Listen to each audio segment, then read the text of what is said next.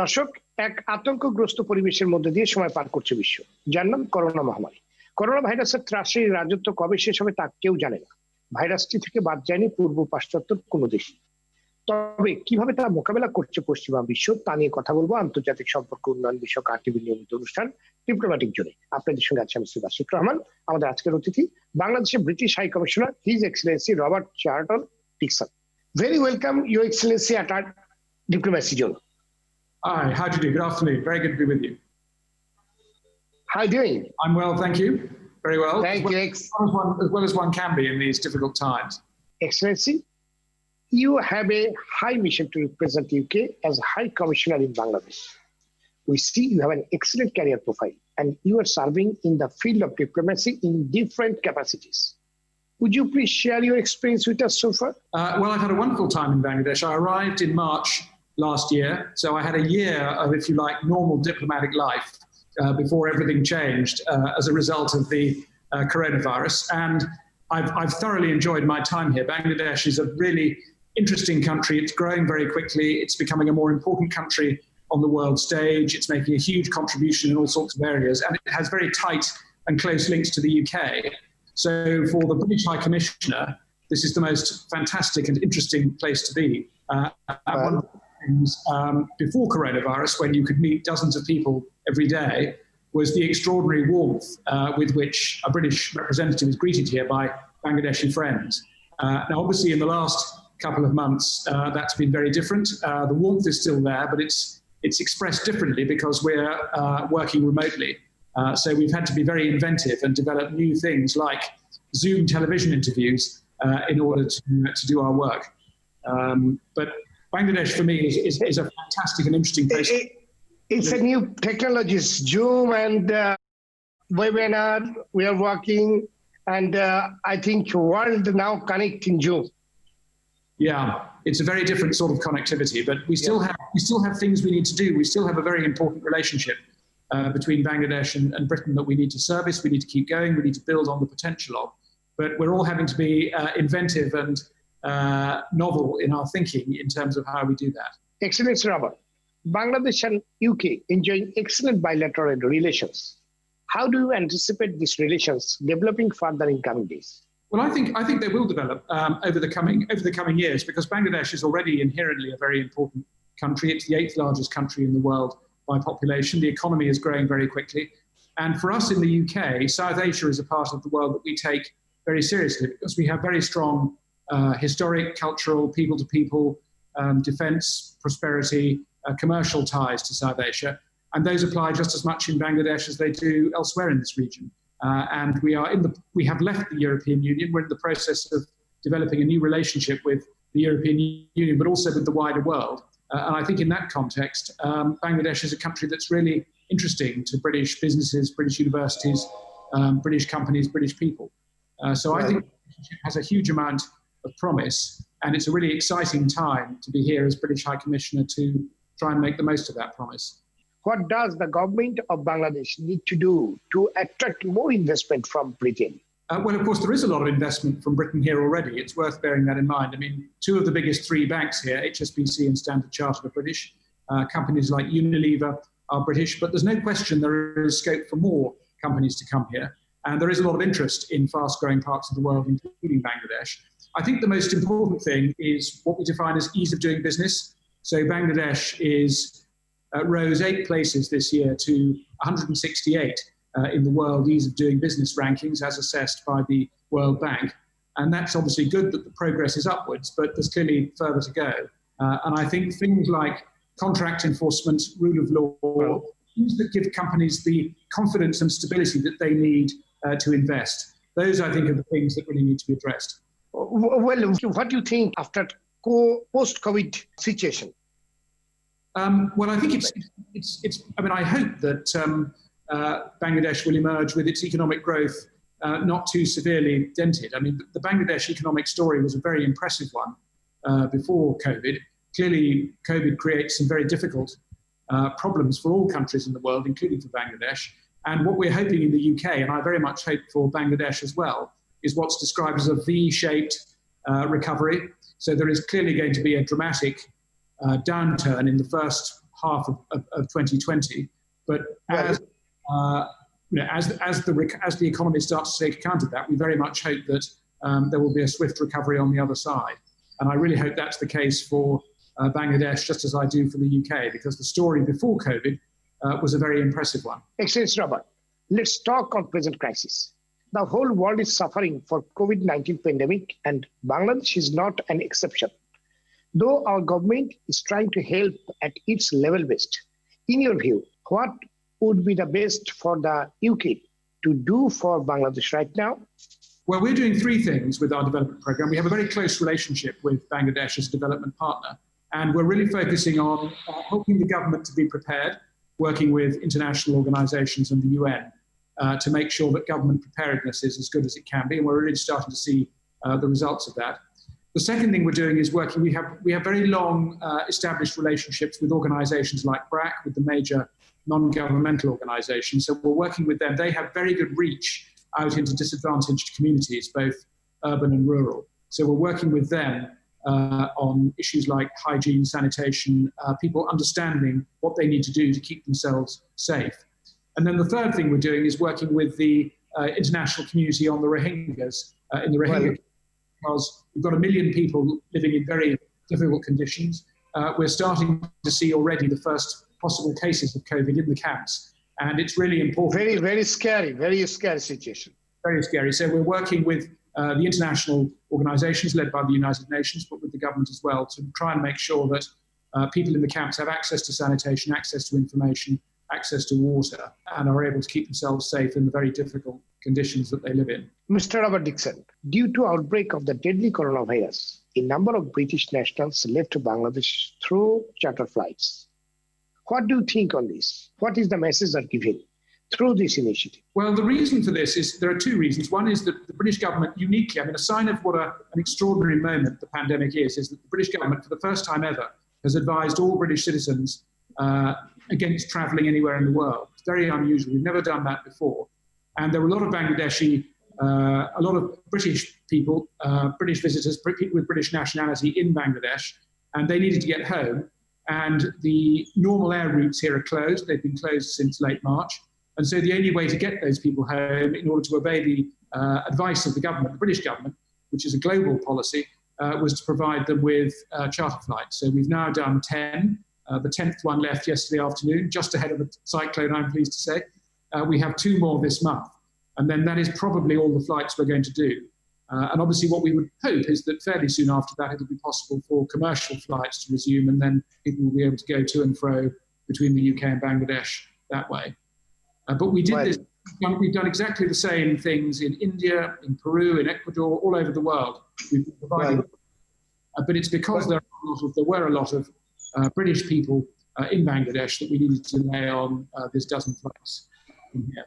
Mr. High Commissioner, in your country, was there any model to prevent COVID-19? Is there any public-private partnership system to work during this crisis? Well, the main responsibility for these things in the UK is with our National Health Service, which is a publicly provided service, but works a lot with the private sector and with private providers. And the National Health Service has, has really risen to the challenge that COVID presents. Our main strategy was to lock the population down. We've had very strict, totally unprecedented measures in the UK to restrict people's movement, to restrict gatherings, to cancel public events, not have schools running, all of those things, in order to stop people from passing the virus among themselves. And the idea of that was to preserve the ability of the National Health Service to treat COVID patients. And although we have had a tragic loss of life in the UK, we have been able to preserve the ability of the health service to treat the people who have come to it with desperate COVID needs. And of course, that has included the Prime Minister, who was himself, Boris Johnson was himself very unwell at one point. So we have preserved the ability of the service to continue to treat people who come with COVID. So it's been a very tough battle, but we are starting to emerge on the other side of it. Well, and just last weekend, we've been able to start easing some of the restrictions. The hope is that schools can go back to school, or school children can go back to school in a couple of weeks' time. And people are now less restricted in terms of the way that they live their lives. So we're emerging the other side of this very difficult problem that we've been dealing with. Well, Excellency, we'll talk more after a short break. দর্শক দেখছেন আন্তর্জাতিক সম্পর্ক উন্নয়ন বিষয়ক RTV নিয়মিত অনুষ্ঠান diplomatic zone. এই পর্যায়ে নিচ্ছি বিরতি, ফিরছি একটু পরে। সে পর্যন্ত আমাদের সাথেই থাকুন।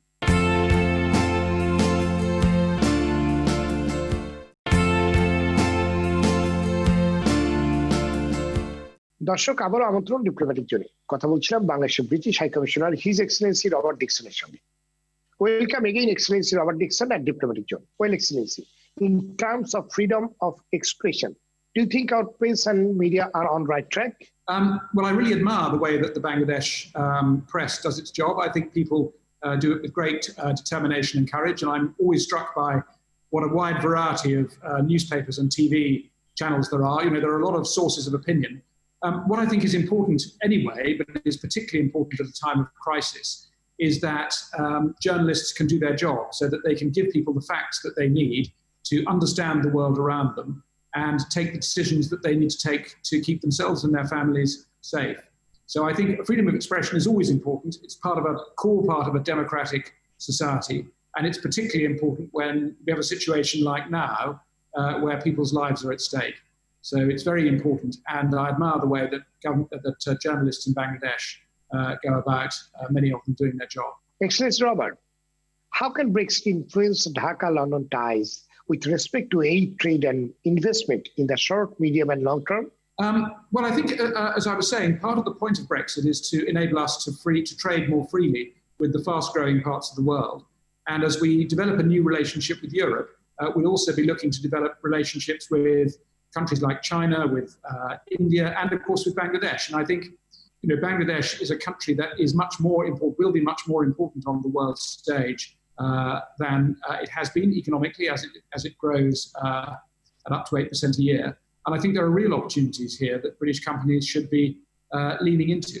So I think Brexit, which helps to broaden the horizons of Britain and our companies, could be a really important part in the short, medium and long term to developing closer and better commercial, political, economic relationships with the fastest growing parts of the world, including Bangladesh. Well, Mr. Robert, you are talking about Rohingya crisis. Do you think the international community is doing enough to solve the Rohingya crisis? Can you see any solution to the crisis in the near future? Yes.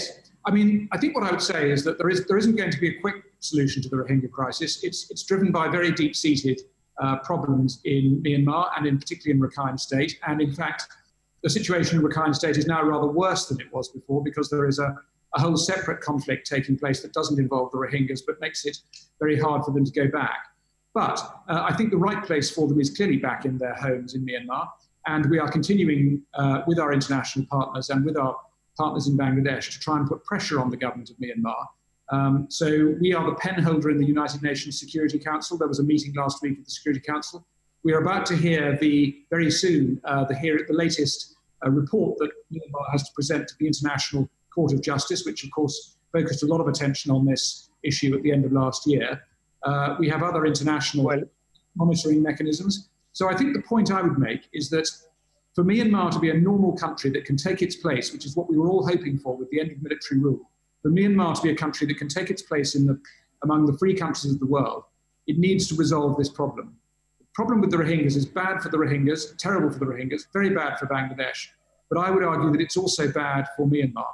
And what we can do, we haven't got a silver bullet or a magic wand, but what we have got is patience and persistence to keep working away with the government of Myanmar so that they can work with partners and others to resolve this problem, which is a problem for them just as much as it's a problem for Bangladesh and for the Rohingya people themselves. Mr. High Commissioner, in terms of population size, Bangladesh is one of the largest members of the Commonwealth. We are the leadership position of both CPA and IPA. Do you think this ensures stability and sustained in globally? I think the Commonwealth is a big contributor. The Commonwealth focuses on all sorts of issues that are highly relevant in the modern world. It focuses on climate, it focuses on trade, it focuses on human rights. So I think the Commonwealth is a very good thing. And I think what's really interesting about the Commonwealth is that it links an extraordinary variety. It's this extraordinary family of 53 countries, some of the world's smallest countries, some of the world's biggest countries, some of the most developed, some of the least developed, and it brings them all together. And I think there's certainly scope for a country like Bangladesh, which is a large, fast-growing, fast-developing country, to play a bigger role in the Commonwealth, and I welcome the role that Bangladesh is already playing. And we had some very interesting ideas from the Honourable Prime Minister about more things that the Commonwealth can do and more things that Bangladesh can do in the Commonwealth. And those ideas are very welcome, and we are looking forward to replying to them in the near future. Mr. Abbott, every year a large number of students are going to UK for higher studies. Besides Commonwealth scholarship, how British government may assist our students? Well, we have other programs. As you said, we have the Commonwealth program. We have Chevening scholarships, which we've just done a very impressive round of recruitment for. We have Commonwealth fellowships. So there are lots of different schemes. There are some schemes also funded by private individuals, and there are some people who decide to make an investment themselves in the cost of going to university in the UK. So, it's a very open sector.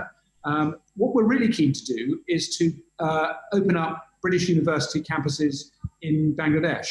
And the Cross-Border Higher Education Act has been passed. And we're very keen to see it being implemented because many British universities are very interested. They see the opportunity here in Bangladesh. They see the ambition of young people here. They see that there is already very widespread English language skills. They see that there are a lot of bright young people who would really like to be able to get the best British education but can't necessarily to go to the UK. And we're very keen to work with British universities to bring their campuses to Bangladesh. So I think that's the next stage, will be British universities, as they have done in countries like Malaysia and Sri Lanka with great success.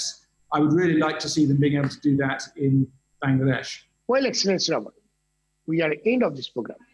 Any final thoughts you want to share with the viewers? I'd just like to say to all of your viewers, Eid Mubarak. I know that Eid is going to be harder this year. It won't be quite as big and colourful as normal, but I hope everybody has a really blessed, peaceful, safe celebration with their families. So all the very best. I think it is your second Eid festival in Bangladesh. It is my second Eid festival. The first one was extraordinary, wonderful noise, colour, crowds. It's obviously going to be different this year, but I hope that for everybody. Exactly. And this is time to stay home actually during festival. I know, it's going to be very different, but I hope everybody nonetheless is able to take a blessed time to regenerate themselves for the challenges that lie ahead. Thank you, Excellency, for sharing your views with us. We wish you good health and prosperity and hope to see you again. Thank you. It's always a pleasure. Thank you very much for your questions. দর্শক বিশ্বায়িত রোগ COVID-19 এর কারণে খুদ বিশ্বায়নী এখন বিপাকে। British সাময়িকী the ইকোনমিস্টের তথ্য মতে হিথ্রো বিমানবন্দর দিয়ে যাত্রী চলাচলের পরিমাণ আগের বছরের একই সময়ের তুলনায় 97% কমেছে। জন হপকিন্স বিশ্ববিদ্যালয়ের সমীক্ষা থেকে এশিয়া টাইমস বলছে করোনা আক্রান্ত সেরা 10-এ 1 নম্বর আছে যুক্তরাষ্ট্র, যুক্তরাজ্যের অবস্থা তৃতীয়। তবে সুখের কথা হলো কমতে শুরু করেছে আক্রান্ত ও মৃতের সংখ্যা, যা আমাদের আশান্বিত করে। বাংলাদেশেও করোনা মোকাবিলা সহ বিভিন্ন ক্ষেত্রে সহযোগিতার হাত বাড়িয়েছে বাংলাদেশের পরীক্ষিত বন্ধু যুক্তরাজ্য। মাননীয় রাষ্ট্রদূতের কথার সূত্র ধরে আমরা বলতে চাই ভবিষ্যতে দুই দেশের মধ্যকার দ্বিপাক্ষিক এই সম্পর্ক আরো উন্নত, দীর্ঘস্থায়ী এবং অটুট হবে, এই প্রত্যাশা শেষ করছে আজকের ডিপ্লোম্যাটিক জোন। এতক্ষণ আমাদের সঙ্গে থাকার জন্য ধন্যবাদ সবাইকে।